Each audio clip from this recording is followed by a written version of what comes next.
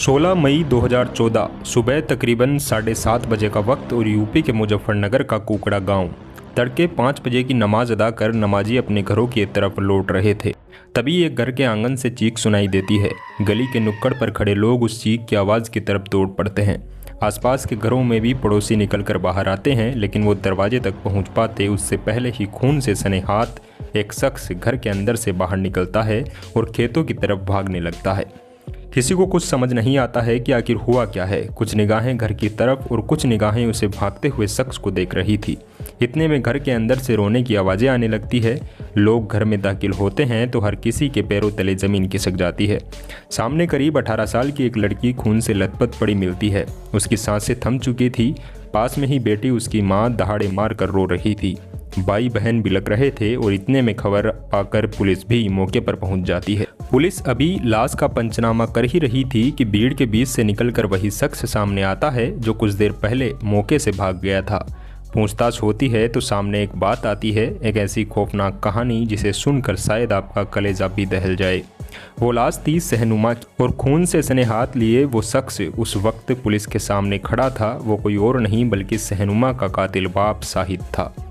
अब वहाँ मौजूद हर किसी की आंखों में एक सवाल था, आखिर क्यों एक बाप ने अपनी ही बेटी का कत्ल कर दिया?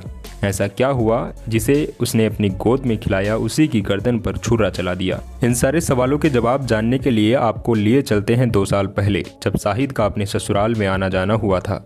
उसका ससुराल पड़ोस के ही गाँव इस्सोपुर में था। इस गाँव में रहने वाले एक लड़के ने शाहिद की बेटी सहनुमा बातें किया करती थी। दोनों के बीच 2 साल तक बातचीत का ये सिलसिला चलता रहा। शाहिद जब सुबह की नमाज अदा करने जाता तो अपना मोबाइल चार्जिंग पर लगाकर घर में ही छोड़कर जाता था। उस दौरान उसकी बेटी सहनुमा उसके मोबाइल से बातें किया करती। जब शाहिद अपना मोबाइल अपने साथ ले जाता तो वो बातें करने के लिए आसपास के लोगों से फ़ोन मांग लेती थी। एक दिन किसी तरह एक पड़ोसी से शाहिद को इस बात की भनक लग गई।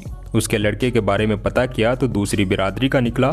शाहिद ने अपनी बेटी से उस लड़के से बातें करने को मना कर दिया। उसने कहा कि अपने मामा के गांव के लड़के से इस तरह की बातें करना ठीक नहीं। पड़ोस के लोग भी बातें बनाते हैं।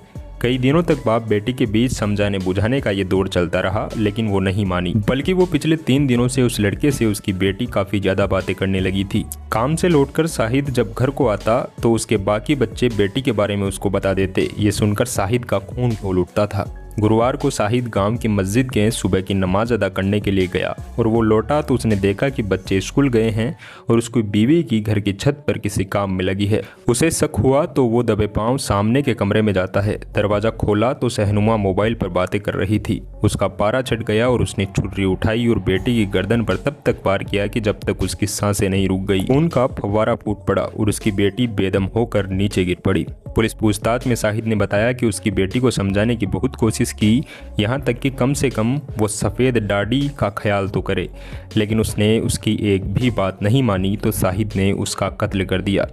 ये कहानी थी शाहिद की जिसने अपनी बेटी का कत्ल कर दिया था। इस कहानी के बारे में जानकर आपको कैसा लगा? क्राइम जगत से जुड़ी इस तरह की कहानी सुनने के लिए आप हमारे YouTube चैनल को भी सब्सक्राइब कर सकते हैं।